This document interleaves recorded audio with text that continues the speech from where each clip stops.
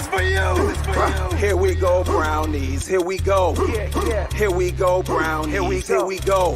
Yeah, this for my dogs from the east to the west side. Rocket brown and orange with me, baby. Let's ride. Represent the land, let them know. Tell them, here we go, brownies. Here we go. Yeah, here we go.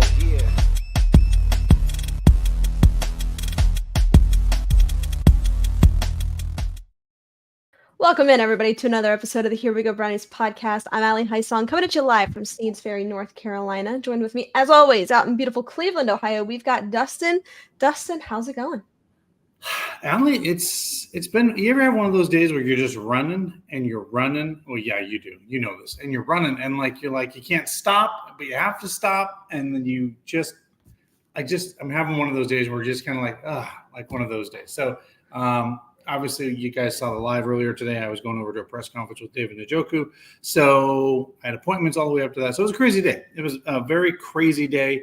And I'm just going to sleep very well tonight. Let's just put it that way. Once the head hits the pillow tonight, I will be out. I have a feeling.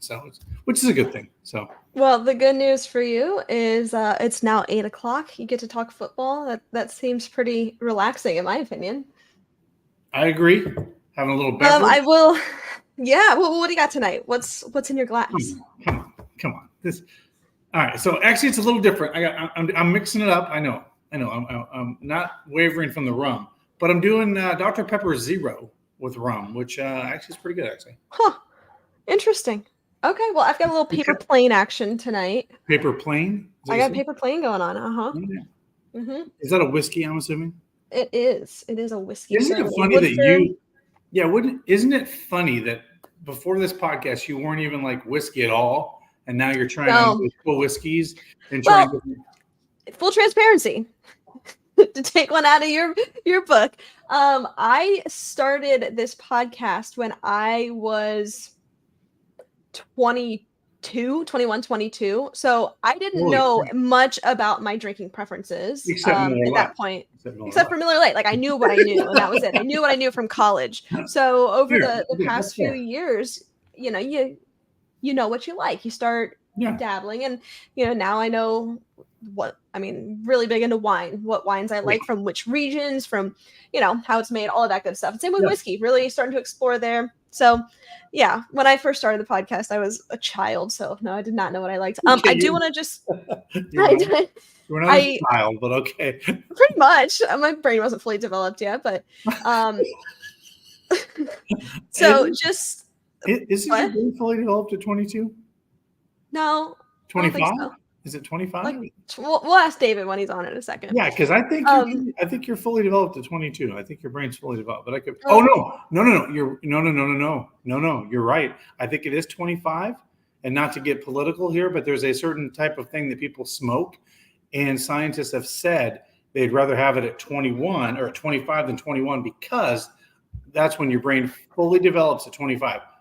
We'll get David on here, but I think you're spot on. 25, your brain is fully developed. So there you go. All right. Okay. Sounds good.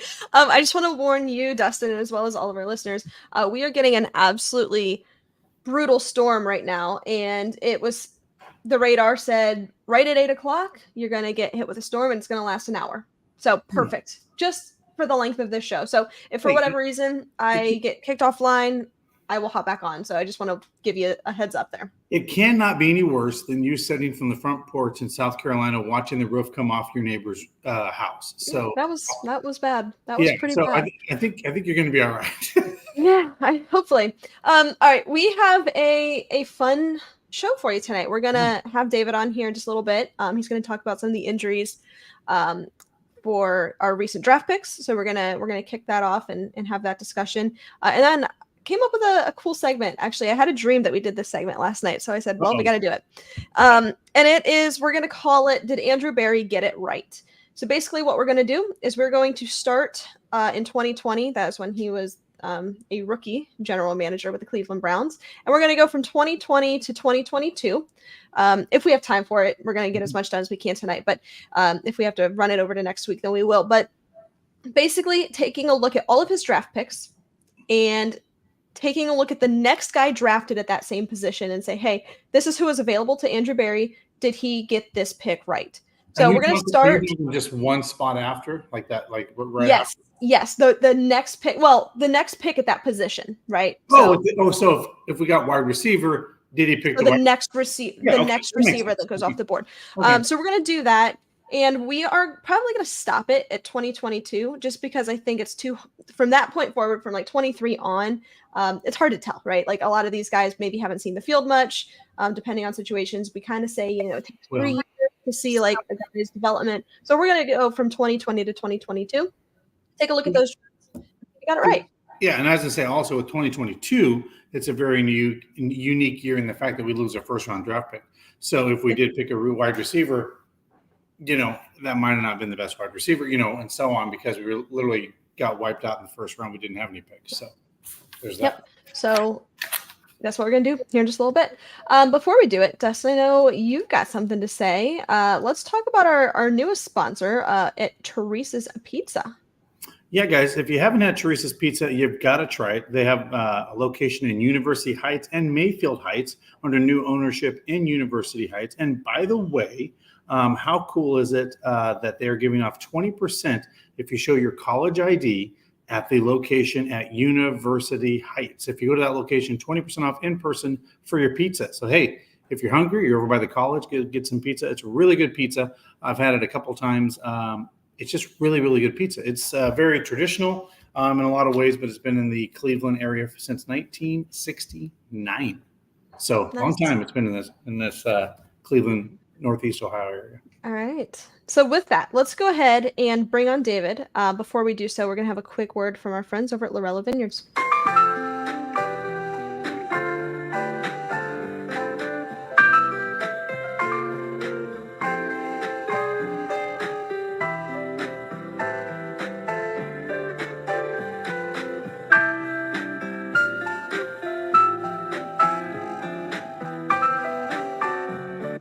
My name's Kim Lorello, and my husband and I, Larry, started Lorello Vineyards over 21 years ago.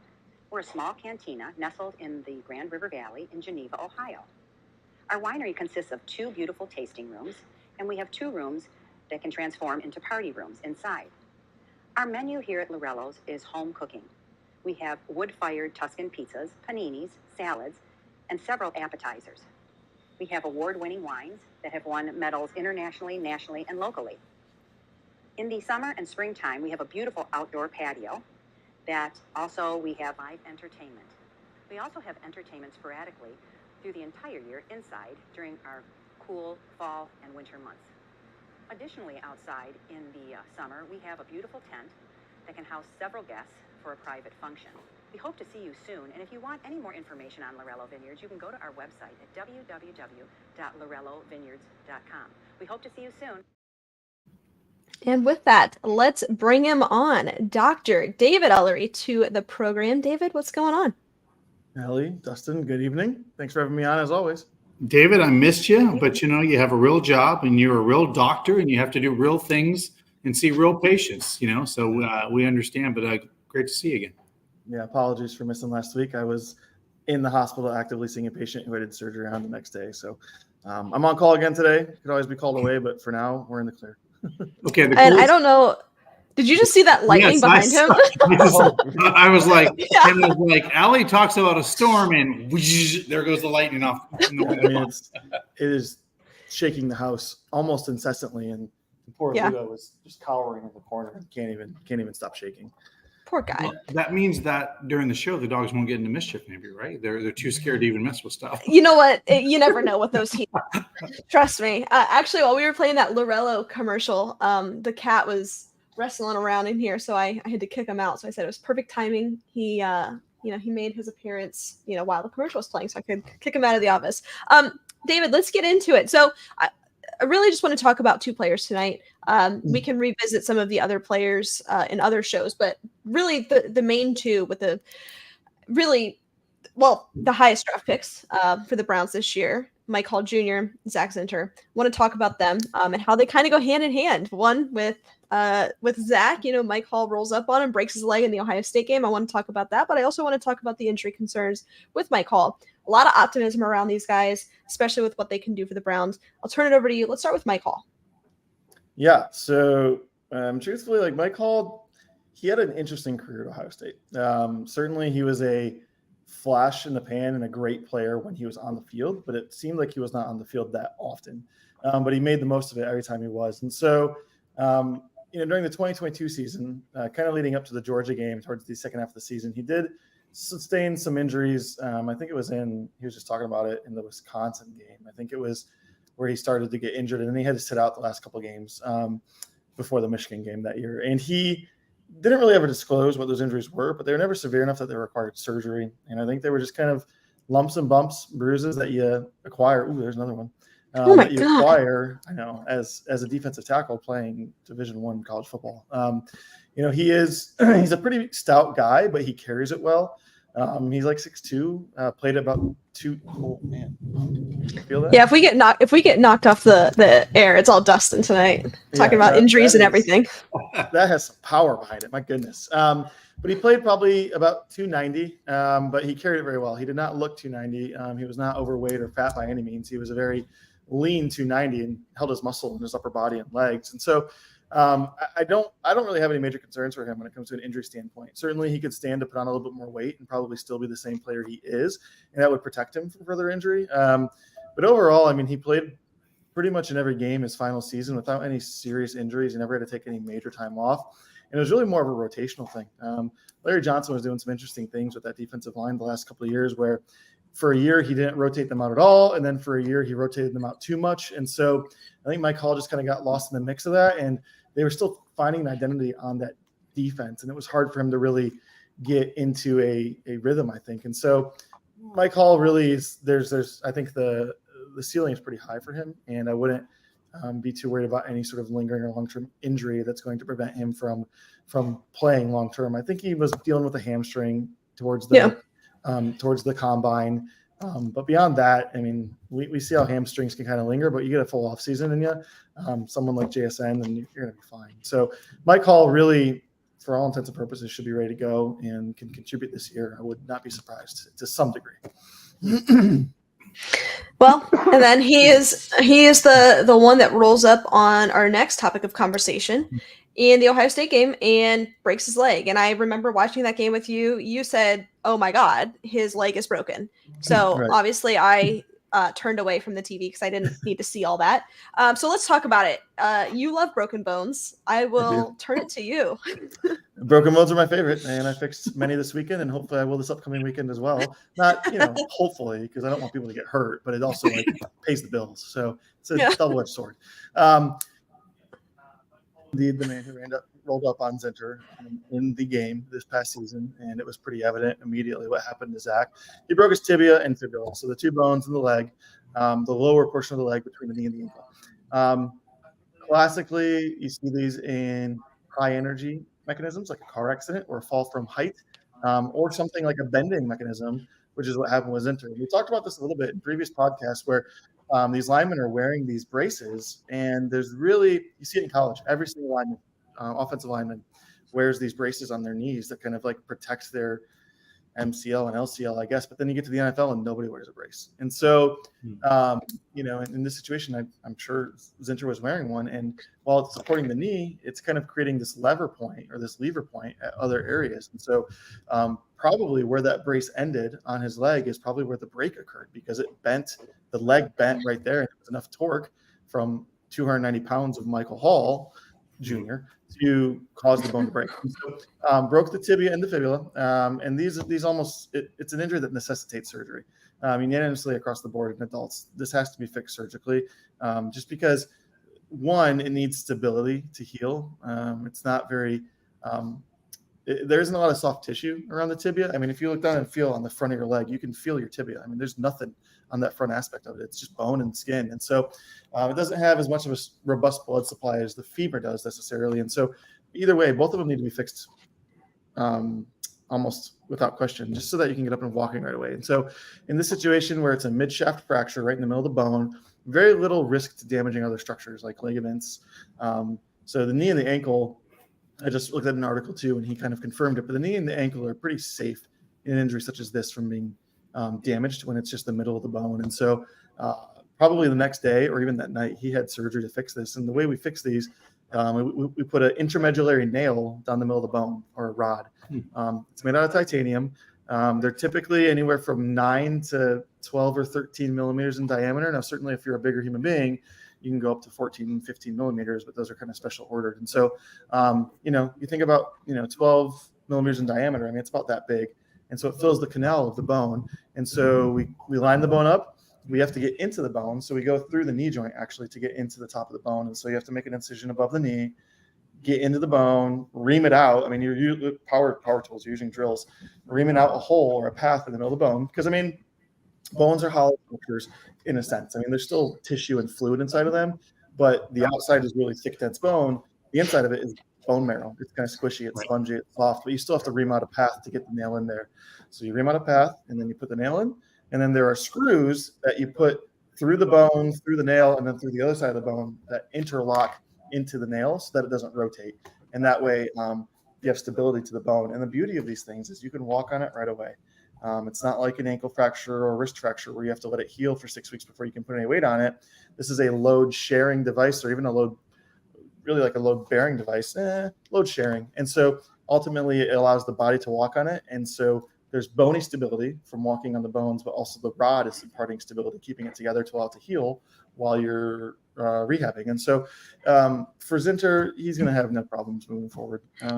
Bone heals very reliably, and it's not like there was a soft tissue injury component to it, a nerve injury, a vascular injury. This was purely a bone injury with some soft tissue swelling around it. And so once the bone heals, there are no restrictions. And so at this point, I was reading it at 98 days after surgery in this article when he was being interviewed. He said he was about a month out from being free of restrictions. So about 3 to 4 months, and that's totally accurate. And so, I mean, that was, I think, back on I think it was at the combine. And so, I mean, at this point, I bet he's moving freely without any restrictions, getting back to it. Certainly, he's going to have some deficits in strength right now, but he'll get that back. And I have no doubt that he'll be ready to go if called upon for the season. So when it comes to bone, what's the risk of like re-injuring something like that? Like, is he at a higher risk of having the same thing happen? So it depends on where the fracture is and how you fix it. Yeah. Certainly in like a child who breaks their forearm and you put it in a cast and it heals without any surgery, they're at an increased risk of re-breaking that for close to a year, but that risk obviously gets smaller the closer you get to a year. Something like this, certainly the bone is weaker while it's healing, but that's what that rod is there for. And so I think the injury, the risk of re-injuring it is pretty low, and it would have to take a similar type event to re-injure it to what initially injured it, because not only is the bone healing now, but it's reinforced with rebar. I mean, there's a titanium rod in the middle of the bone. And so certainly I have seen rods break or bend through another injury, but again, that takes equivalent or even more force because of the strength that those things can impart to the bone. And so his risk of re-injuring or re-breaking this is no different than his risk of breaking the other tibia at this point. Okay. Yeah. So I have 2 questions, David. First and foremost, off topic, does the brain fully develop at the age of 25? Yeah, so studies have shown that the brain is sort of the last thing to develop in the human body fully, and it's mid to late 20s. And so I think the number that's kind of quoted or thrown around is 25.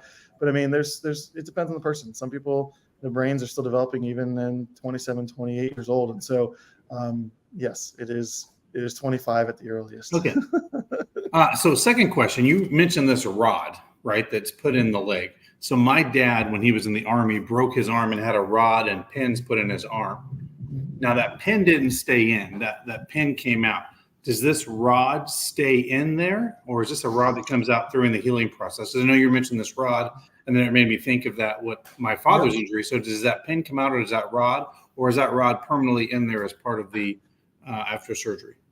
Yeah, so the majority of implants that we use, especially in fracture surgery, are intended to be permanent. I always tell my patients, hey, you get to keep this. It stays in forever. I don't know if the NFL treats it any differently. I wouldn't imagine they do, because it's another surgery. And I mean, the less surgeries you have, the less risk you're just, exposing yourself to. Sure. Certainly, if it doesn't heal, that's a different issue if the bone doesn't heal. But the rod is completely, encapsulated or within the bone. So he's not going to be able to feel the rod. Now, depending on the patient and where their tissue kind of lives, you could feel the screw heads, because those screws go through the skin and sit on the outside of the bone, and they're they're creating friction between the screw head and the bone. Right. So those are a little bit more prominent. Up by the knee, there's some more tissue, so you don't feel it. But down by the ankle, occasionally, on the inside of your ankle, where your little ankle bump is, your medial malleolus, that's where those screws go in. And there's not a lot of tissue down there. Like I said, it's just skin and bone. And so certainly you can feel those in almost all patients after the surgery. It's just, I would say maybe 10 or 15% of them actually become symptomatic where they have to be removed. And in that case, it's literally just removing a screw. And that's a pretty simple 10-minute surgery that you can heal from once the incisions are healed, you're able to get back to recovery. So there really is no need to remove this unless there's another injury or if those screws become prominent or irritating. Another side off-topic question, but it involves surgeries in NFL players. I was hanging out with Hanford Dixon today, and I did not realize this, but he's had both hip replaced. Do you do hip replacements is one question. And the discussion has been talked about with Shannon Sharp and a lot of these players. Hip injuries is a big deal in the National Football League for players after football and after they're out of football. And a lot of suggestions, they said, man, I wish I would have got this done sooner and earlier in age and had those hip replacements. I'm just curious your take on that on a hip replacement, because it seems like a lot of football players end up having hip problems once they leave the NFL. Sure. Yeah. I do hip replacements currently, mostly for hip fractures. So if someone breaks their hip in the femoral neck and they're over the age of 50 and they're not that active, we just replace it. And so I do hip replacements as well. I don't do them electively currently, but I have in the past, and I hope to again in the near future for arthritis. So that's more of what Hanford's talking about, is having degenerative or arthritic conditions. And certainly we see it a lot in athletes. And then there's kind of an interesting spectrum. Oh, here we go. We got a visitor. Oh, there he is. Ludo just chased into the house. There's kind of an interesting presentation that we see, especially in the military and the Marines, where they get what's called femoroacetabular impingement, or FAI. And it's essentially, there's some bony overgrowth between the hip ball and the hip socket.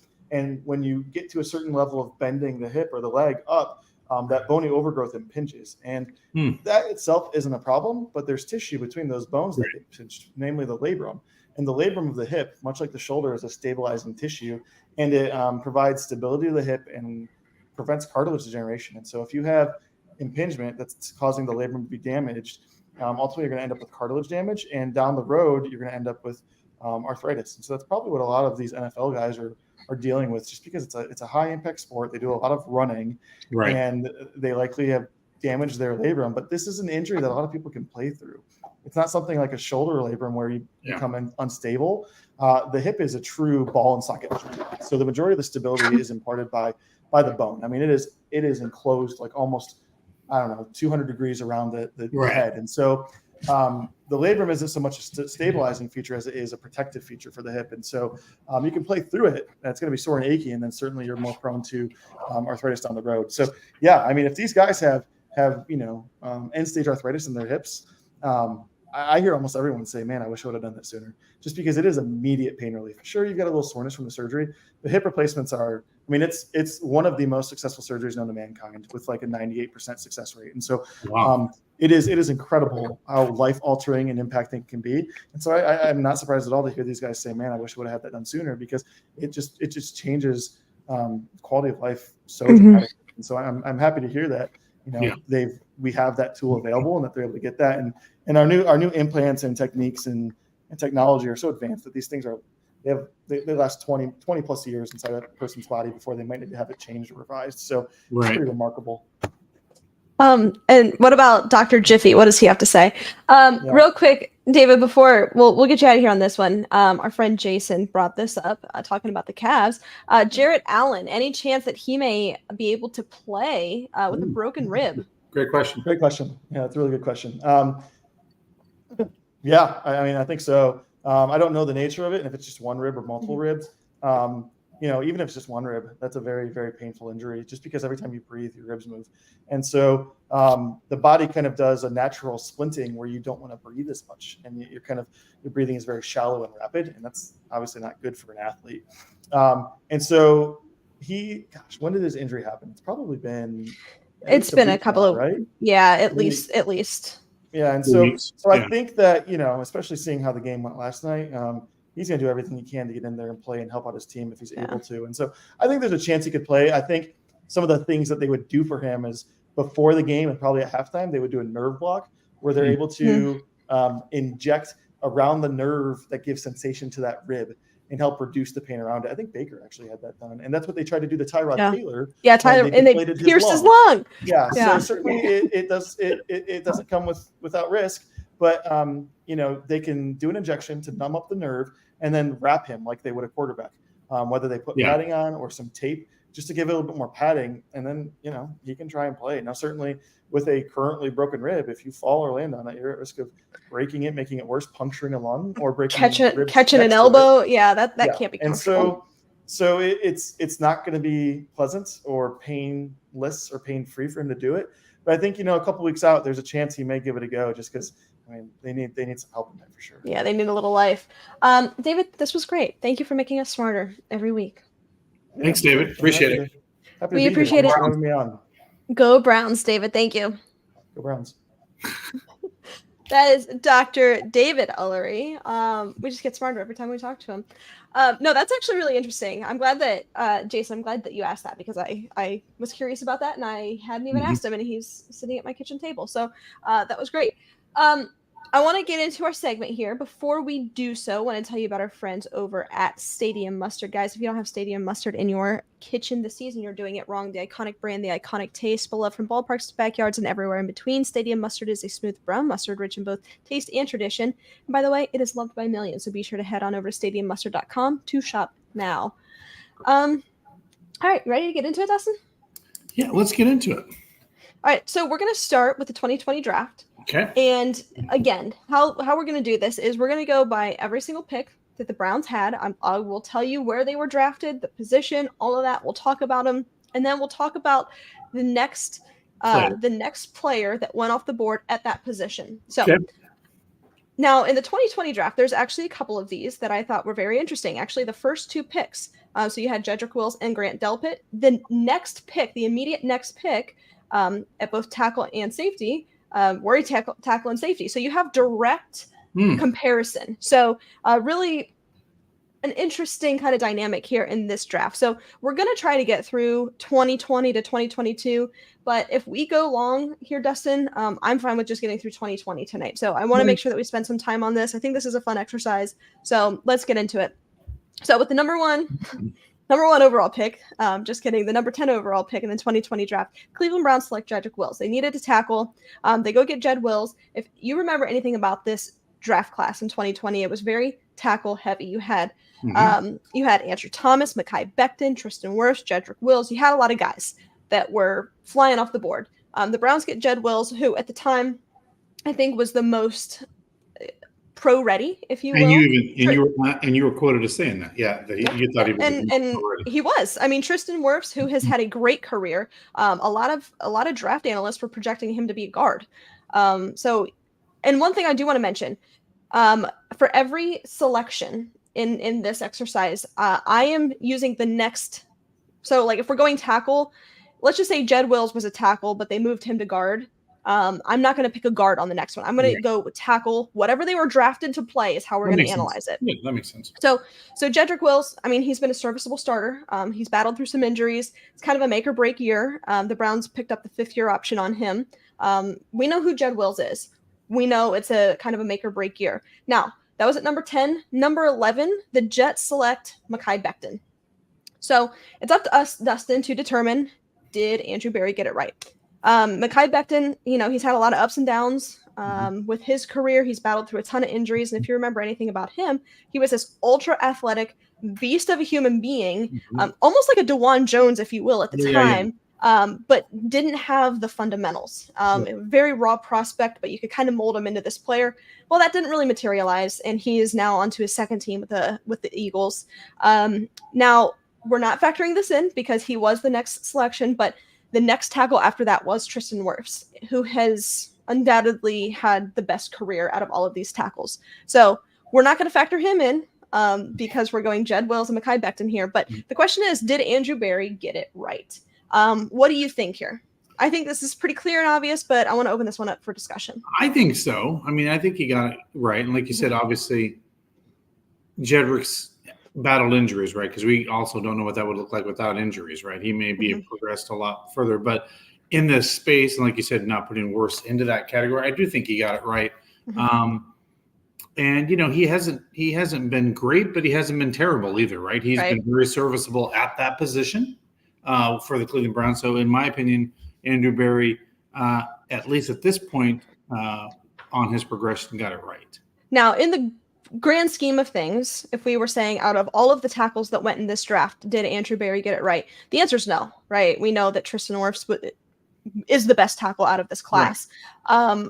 And like by far, I think. But if you're comparing Jed Wills to Mekhi Becton, I mean, it's clear and obvious that Jed Wills was the best, or is the winner here. Andrew Berry did get it right with Jedrick Wills because ultimately he's still with the Browns. He is in a make or break year. But at the end of the day, he's still projected to be the starter going into this next season. So yes, I agree with you. Andrew Berry got it right.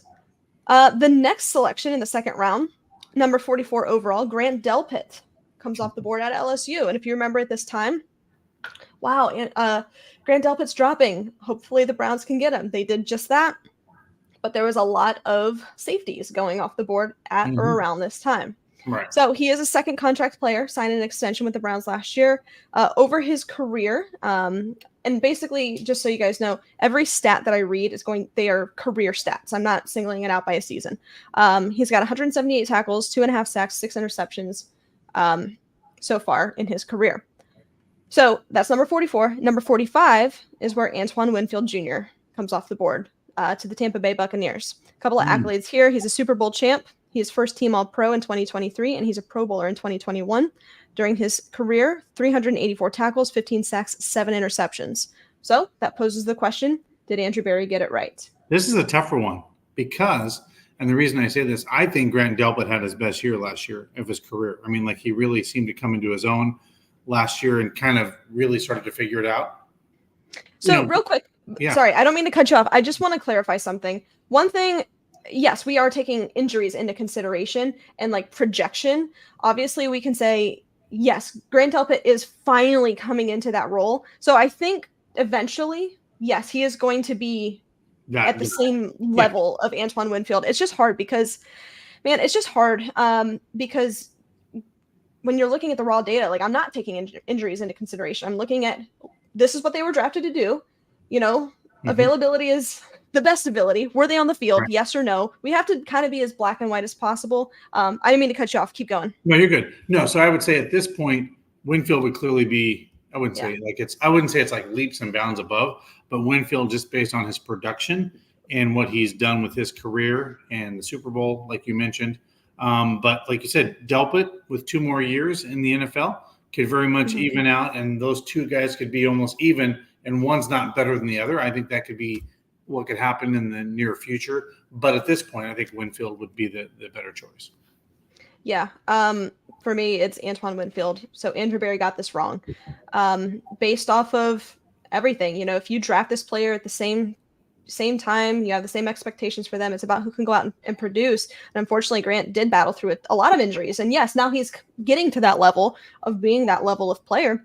But I mean, if you're looking at everything and kind of taking your orange and brown colored glasses off, I think, you're looking at the career and the player that Antoine Winfield Jr. is, and you've got to give the nod to him. And also, if you're looking at the safeties here, just a few picks after him at number 64 overall, Jeremy Chin goes off the board, and he's had a great career also. So 212 tackles in his career in Carolina. So you had your options, and I still think when you're looking at the college player, Grant Delpit was ultra productive at LSU. So you certainly understand the reasoning and why they selected him over some of these other guys. But knowing what you know now, you can almost say confidently he got this one wrong. Yeah. Okay. Next up, number 88 overall, defensive tackle Jordan Elliott. We know who he was, right? With the Cleveland Browns, he has since signed with the 49ers. During his time in Cleveland, he had 5 sacks, 98 tackles, 8 tackles, tackle for loss, and 10 quarterback hits. I think for Jordan, we always needed him and expected him to take it up another level. We were always kind of waiting for him to become the player that we thought he would be. Right. out of the draft. And if you remember during this draft, he fell into the third round, but everybody was saying like, wow, this is a first round talent. And the Browns got an absolute steal. Now, he never really materialized into that type of player, but he wasn't necessarily bad. So that was the number 88 overall pick. They go defensive tackle Jordan Elliott. The next defensive tackle in this draft is drafted by the Broncos. It's McTelvin Agim. He has been drafted by the Broncos at number 95 overall, and he's since bounced around the league. He's been on a couple of practice squads, all of that good stuff. His stats so far within his career is 1.5 sacks, 14 tackles, 1 TFL, and 4 quarterback hits. So I think this one's very, very obvious that the Browns got it right with Jordan Elliott. What do you think? I think they did, and I just, like you said, the Browns were content with what they got from him from his first contract, right? That makes sense. And they just didn't see the level of play they wanted to get out of him, so they moved on, obviously. But the point being, at the time and place, they got the player that they wanted to fill the role that he did. And so I think they got it right in this situation. And for what it's worth, I'm just going through all of the defensive tackles that were drafted after Jordan Elliott in that draft. Man, there really isn't a lot that you look at here and you're like, wow, that's a really, really good, solid player. I mean, there's some good ones on here. I mean, you've got like Broderick Washington. You know, he's a solid player. James Lynch, solid player. But there's nobody on here that you're like, wow, that's the next Aaron Donald. So I think when you're looking at the draft and where this went, that's probably a win. I think Andrew Berry got this one right, so we'll give him the nod here. This is where it gets tight. This gets really interesting. And remember at the start of this, Dustin and I said very unique in the sense that the Browns drafted somebody and then right after, in several instances, another team drafted another player of the same position. Well, we have that again here. Number 97 overall, the Browns draft Jacob Phillips, the linebacker. As we know with Jacob, man, a lot of production at the college level. He led the SEC in tackles, just big time production, big time university, really fit the guidelines and the guardrails for what Andrew Berry likes to do, but battled through so many injuries with the Browns. In 3 seasons, he only played in 20 games. Signed with the Texans this past offseason, but during his time with the Browns, he had 3 sacks, 88 tackles, 5 TFLs, 4 quarterback hits. This is one of those players that you can say, man, if he would have been healthy, he would have been a steal. Absolutely. Like you can see the trajectory. So that was number 97 overall. At number 98, the Ravens select Malik Harrison out of Ohio State. Drafted immediately after Jacob Phillips. So you can see the easy comparisons here. He has already signed an extension with the Ravens. And during his career, 120 tackles, 4 TFLs, and 1 quarterback hit. So when you look at those stats, I think initially you're like, okay, they are better than Jacob Phillips are. Like, yes, we see that. But you could also see a world where if Jacob Phillips was healthy, how he would have been a better player. So you can't necessarily fault Andrew Berry for the selection because you can't predict injuries. Right. However, for the sake of this exercise, I'm giving the nod to Malik Harrison. So I'm going to say Andrew Berry got this one wrong. Malik Harrison has been a contributor for the Ravens. He signed an extension. He's a second contract player, and he's consistent. You know, he's on the field. He's there. So while I don't think, you know, I do think that Jacob Phillips would have been a better player. I think in terms of the draft and this exercise, I'm going to go with Malik Harrison on this one. Right, and you said we have to look at it more from a black and white perspective, and injuries. You can't do the absence of injuries, right? So, in this situation, you're right. Andrew Berry probably didn't get it right in this position. And again, I mean, here's the other thing that I love about Andrew Berry. He even said in a recent interview that I listened to with my company, you're not always going to get it right in the NFL, right? And it's just you're gonna get maybe half your draft picks right. And then hopefully the other ones can contribute to your team, right? But half the time you're just not going to get it right. And especially you bring up a good point here where a bunch of them are going like off the board and a couple of them are going to hit, a couple of them are going to miss, right? Because they're all kind of – well, here's the thing. When you're drafting at that level, probably all the players are pretty evenly at the same talent level, right? Because that's where they're kind of falling into that area. So, yeah, I think if Andrew Berry re-looked at this, he said, yeah, I probably would have got it right, but because – you know, he couldn't stay on the field. Unfortunately, the Browns got this wrong, and that's why he wasn't re-signed, right? I mean, that makes sense. Exactly. Yeah. Exactly. And again, it's not something you can necessarily predict. But gotta say that he got this one wrong. And you know what, George, I see your comment here. We're still looking for a linebacker, so it is a loss. I agree entirely. Like, this has been an area of need for years, even before Andrew Berry, the Browns have always had a need at linebacker. Now, I know a lot of that is the changing landscape of the NFL and them just not valuing this position. But man, wouldn't it be nice to have just a really fast, dynamic linebacking core? It's something I've always dreamt of for this Browns team, and we really haven't seen it. Now, we've had some serious flashes. JOK has been a delight. We'll talk about him once we get to that draft, but yeah, I've always thought that our linebacking room could certainly be better. All right, next up, this is where Harrison Bryant goes off the board, number 115 overall. He was, if you remember this, coming out of FAU, he was the winner of the Mackey Award, the tight end award. He was the best tight end in college football, and he had during his time with the Browns, 89 receptions for 791 yards, 10 touchdowns with a 69 catch percentage. So a really solid player, right? I think we always, like some of these others, we're waiting for him to get to that next step, waiting for him to be the guy that he was in college. And that's really hard to do when you were behind David Njoku, right? We know that. And they are two entirely different players. He was used in a variety of different ways this past season. Just couldn't really find a real solid role for him as, a top tier pass catcher. We saw him line up at fullback. He was taking direct snaps, and it was just ugly in a lot of ways. But he recently signed with the Raiders this past offseason, so that's Harrison Bryant. The next selection, and I'm probably going to butcher this, so please forgive me, at 118, so just a few picks later, Albert Bunam, I think, out of the Broncos. The Broncos drafted him. He was later traded to the Eagles for a 6th rounder. He had 53 receptions for 546, 4 touchdowns with a 73% catch percentage. So when you look at this, one thing that we have to do is identify what was their role with the team. Clearly two totally different roles. But when you look at these raw stats, I think that the Browns did get this one right. I want to take a look real quick and see who the other tight ends that went. If there's anybody else on here that you're like, no, I think out of the remaining, so like Colby Parkinson, absolutely not. Bryson Hopkins, Charlie Warner. No, it's Harrison Bryant. I think that he's had the best. I'm just looking here. Yeah, he's had the best career out of the remaining tight end. So I think that the Browns got this one right. And remind me, did he sign with somebody else? Allie, is he on? Yeah, he's in Vegas. He's in Vegas. Okay. So, obviously he's a productive player. I think you're right. Andrew Berry got it right. And here's the thing, even though it ended up being in the future not the right thing for the Browns, the fact that he's still playing in the National Football League with another team and got signed means they see him as a formidable tight end, right? Or you're not going to sign a guy like that. He's going to be sitting on the street looking to make a roster, right? So the fact that another team put time and money into Harrison Bryant obviously sees that maybe he can have a more expanded role with that football team, right? That's just the way it is. And typically they say it takes about 3 years for a draft class to fully develop for you to be able to go back and say this was a bust or this was, boom or bust.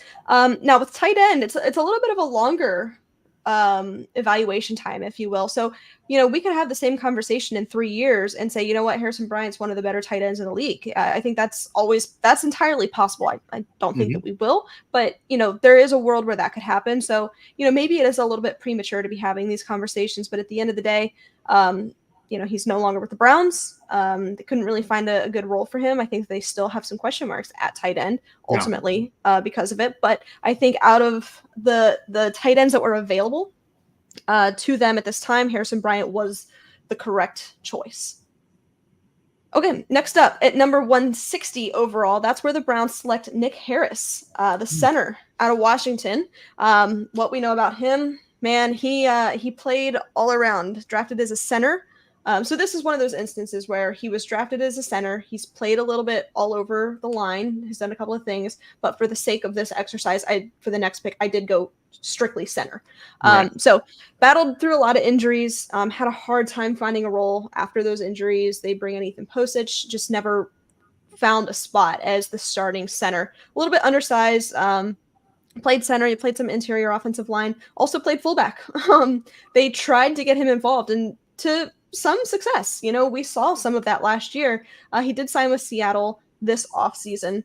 I think, man, this is another player that you could say if he didn't get hurt, like could see a world where, he was a really good addition, but that wasn't the case. They couldn't really find a role for him. Struggled, but you know, you know. Next up at number 208. So quite a jump here from 160. The next center goes off the board at 208, and that is Jake Hansen. He was drafted by the Packers and played with the team from 2020 to 2022, and then signed with the Jets practice squad last year, and then was elevated to the active roster. So, I mean, when you look at this and the snap counts, Nick Harris was the obvious choice here. And then just taking a look at who else was drafted. So Nick Harris, then you have Jake Hansen, and then the next one off the board was Dustin Woodward. So, yeah, I mean, if you're looking for a center at that time, Nick Harris was the best option available to him. So because of that, I will say that Andrew Berry did get this one right. No, I would say as well. And like you said, he had a very promising career to start out, right? With the Browns, and then again, injuries, right? You cannot control injuries, but the Browns did get it right. And, obviously they moved on for multiple reasons, because the Browns have had success with other players that have come onto the offensive line. So, yeah, I mean, at the end of the day, he was the right position at the right pick and got it right at the right time. Yeah. And lastly, for the 2020 draft, and we'll probably just end with this one, and we'll do 2021 next week, just because I don't think we'll have enough time to go through. But at number 187 is where the Browns select Donovan Peoples-Jones.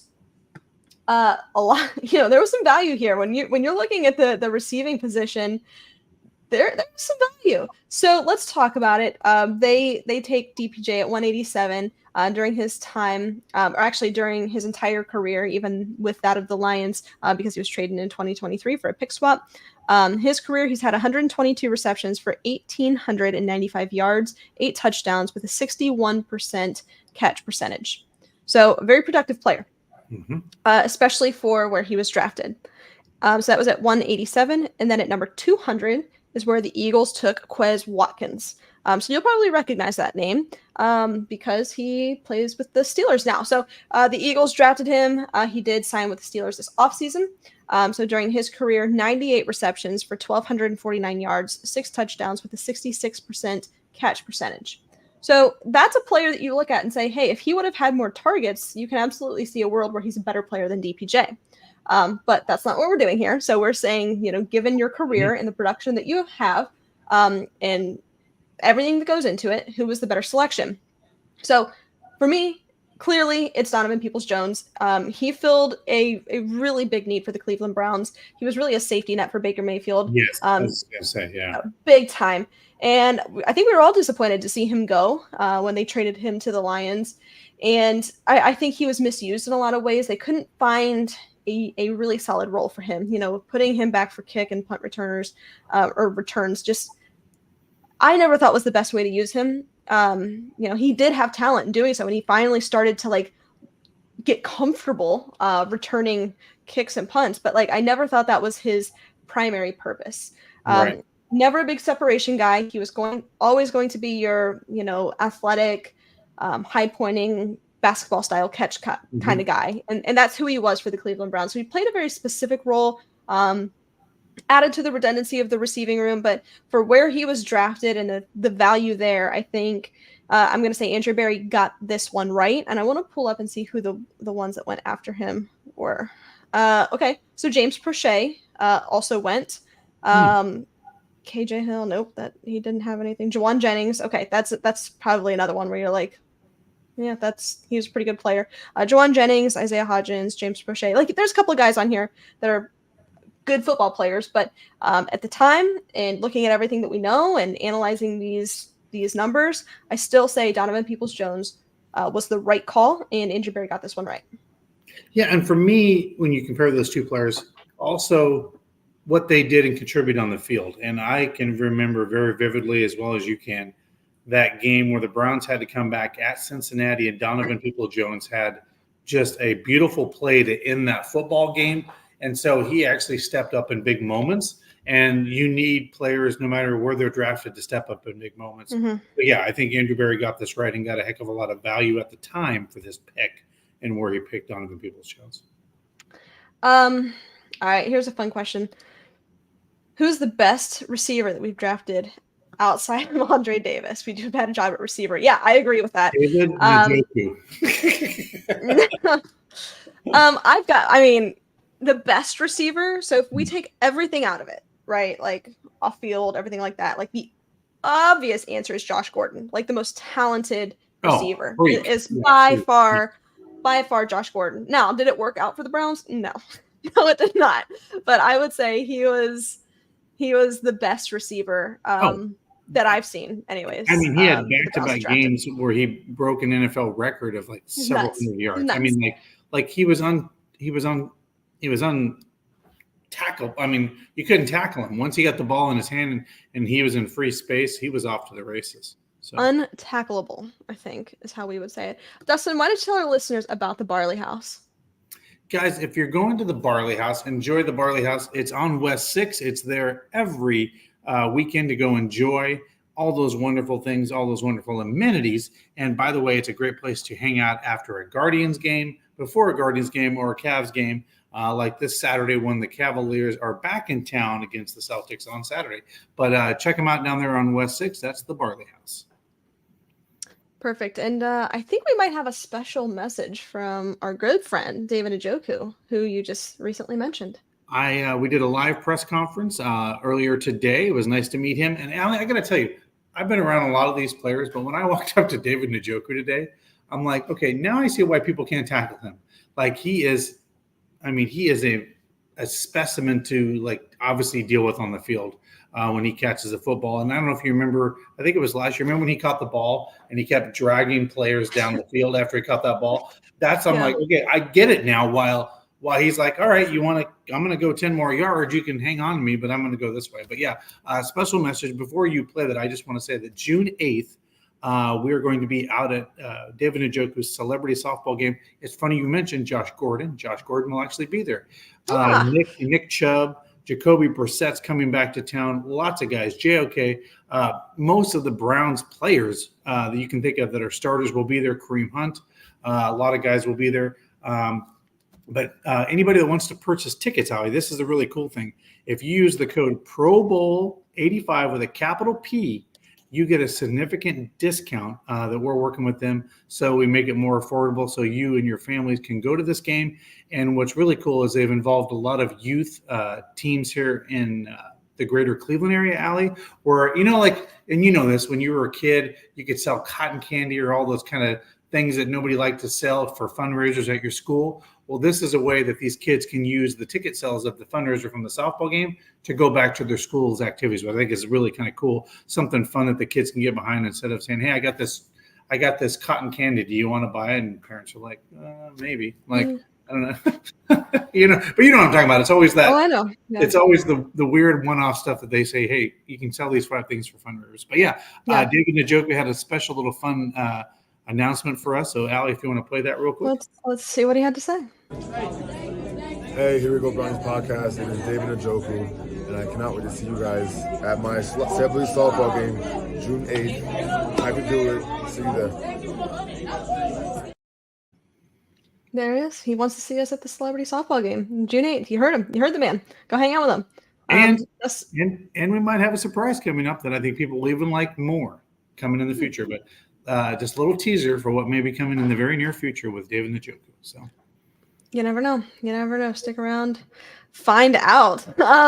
Let's talk about our friends over at Hartville Flea Market. Guys, first off, if you just need something to do, you need some time to kill and you want to go spend some money, head down to Hartville. Check out the Hartville Marketplace and Flea Market. They've got the indoor shops. It's over 3 acres of indoor shopping. I mean, that's insane. 3 acres of indoor shopping. Can't even fathom that. It is truly unique. They've got antiques. They've got food. They've got coffee. You can go down in the summer because it's air conditioned. They got you covered. Over 50 unique shops. But they also have the outdoor flea market. This has been open since 1939, so they're celebrating over 80 years. This is a 12-acre collector's paradise. I mean, 12 acres, that is insane. And just like the inside marketplace there, they've got antiques, they've got produce, they've got stuff for kids. They've got pretty much anything and everything that you could need, tools. antiques, vintage clothing. They got you covered. So head down to Hartville, go check out the Hartville Marketplace and Flea Market. Yeah, Allie, there's a lot going on in Cleveland these days. We try to talk Browns sports, but Allie, I've gotten to go to 2 Guardians games over the last couple of days. I could say I went on Tuesday night. They won 2-1. Ramirez bounced a home run over my head. I thought that was kind of fun, like it hit out in the cheap seats. And then I went last night, and that was no pitching. We went through multiple pitchers and lost to the Tigers, but then they won this afternoon. So the Guardians keep on winning. I think this is a team that's, you want to talk about overperforming? This team is overperforming. I mean, this is a team that, as you know, when it comes to a salary compared to the Yankees and the Dodgers of Major League Baseball, this is a team that is not at that same level, and they are playing great baseball, Allie. So, and then, of course, not our Celtics. Ooh. What did you say? You said what now? Our Cavaliers. I'm calling 911. I am reporting a crime. It's all right. Our Cavaliers, by the way, Allie, for the first time since 1993 in LeBron James era, actually won a playoff round in the NBA playoffs minus LeBron James. So that was a big feat, I think, also for this Cavaliers team that's lived in the shadows of, obviously, LeBron James in the past. Sure. The Celtics are going to be a tough out. If Allen can't get back in there, this could be a tough out. We know how good the Celtics are. But as I say, anything's possible. Look what's happening to the Nuggets in the West. So you just never know. Hopefully they can rebound, come back, and force a couple extra games here at home against those Boston Celtics. But yeah, it's been fun, Allie. SummerSlam, Allie. I know this is, I know you're not into WWE, but a lot of people are. SummerSlam was announced at Cleveland Browns Stadium today for SummerSlam, which will be here.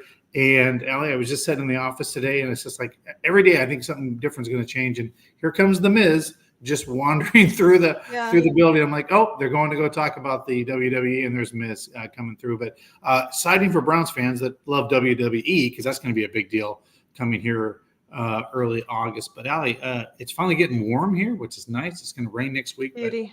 But no, it was almost 80 yesterday, if you can believe that, almost 80 degrees here, which is kind of crazy. But no, it's been great. But yeah, more news to come from David Njoku. We'll have some announcements in the near future on that. But yeah, guys, go check out that softball game. It's gonna be a lot of fun. It's a family event. Allie, I've never been to but you've never been to this softball tournament game either. So what I've been told, what this actually ends up being is like the kickoff to football season. What I mean by that is they get there early, they start tailgating, all the rigs show up for this celebrity softball game, and then they go to the softball game. So this is kind of like the preseason first kickoff for Browns fans. So they go and tailgate and do the whole 9 yards like a real, like it's not a football game, but it's a softball game. So, and it goes to a good cause. So yeah, definitely. So be sure to check that out. More details to come, and we'll let you know any new information that we have. We'll send it your way. Dustin, any closing thoughts as we wrap up a beautiful Wednesday evening? Any closing thoughts? Yes. Speaking of this, I know we may cover some things next week when it comes to some of these draft classes, but I know you're anticipating this. I'm anticipating this. We need Roger Goodell to hurry up. But I think next Wednesday we'll be able to talk about this probably in depth on our show. It is the schedule release of the National Football League. So that will be a big deal. We'll see where we're playing home and away if we're playing in Europe. So that'll be a lot to talk about next week to kind of dissect the schedule, because that'll be a big deal at that point. So yeah. This time next week we should be able to talk about that. And yes, we will definitely get to the 2021 draft next week. And probably we'll see if I can do 2022 also. We'll see what time allows for. But thanks everybody for tuning in. We appreciate you. Stay safe, stay healthy, and as always, Browns fans, go Browns. Go Browns.